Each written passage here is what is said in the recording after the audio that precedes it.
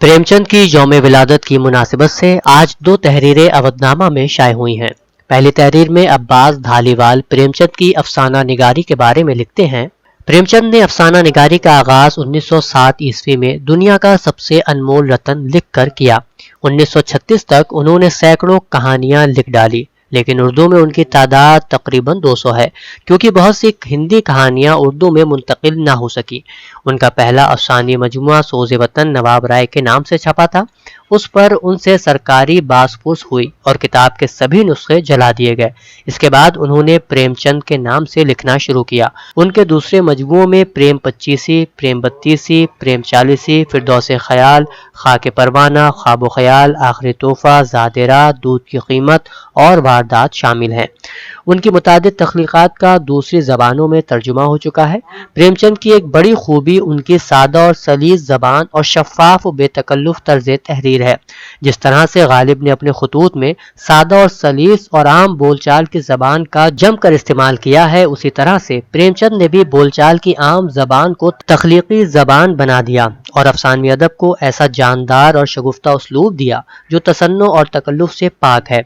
उन्होंने ऐसे वक्त लिखना शुरू किया था जब इश्क व मोहब्बत की फर्जी दास्तानों और तिलिस्मी किस्सा कहानियों का दौर दौरा था। प्रेमचंद ने आकर इस तूफानी दरिया के धारे का रुख मोड़ दिया और कहानी को एक नए मोड़ पर लाकर खड़ा कर दिया। प्रेमचंद की जिंदगी के आखिरी अय्याम निहायत तंगदस्ती और अलालत में गुजरे। बिलाखिर 8 अक्टूबर 1936 को वो इस जहान फ़ानी से रुखसत हो गए और उर्दू फिक्शन में एक कभी ना पुर होने वाला खला छोड़ गए। दूसरा मजमून डॉक्टर कहकशा इरफान का है, जिसमें मुसन्निफा प्रेमचंद के अफसाने कफन का तज़िया पेश करते हुए लिखती हैं।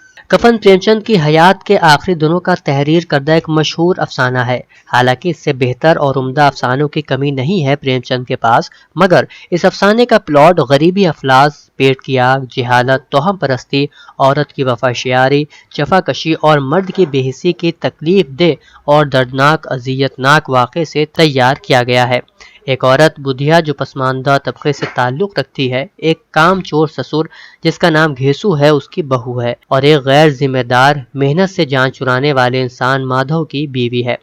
ये तीनों ही इस अफसाने के मरकज़ी किरदार हैं। इन तीनों किरदारों के हालात, इनके मसाइल, उनके जज्बात, उनकी गरीबी और इस गरीबी की कोख से जन्मी बेहिसी के तकलीफ दे वाक़यात और ख़यालात से इस अफसाने का प्लाट तैयार किया गया है।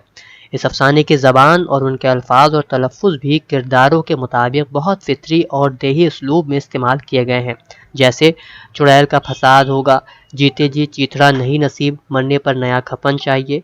ये सिर्फ अल्फाज नहीं बल्कि देही तहजीब का भी आईना है, जिसको सुनकर देहात और बिलखुसूस पसमानदा तबके के रहन सहन, बोलचाल और हालात को भी आया करते हैं।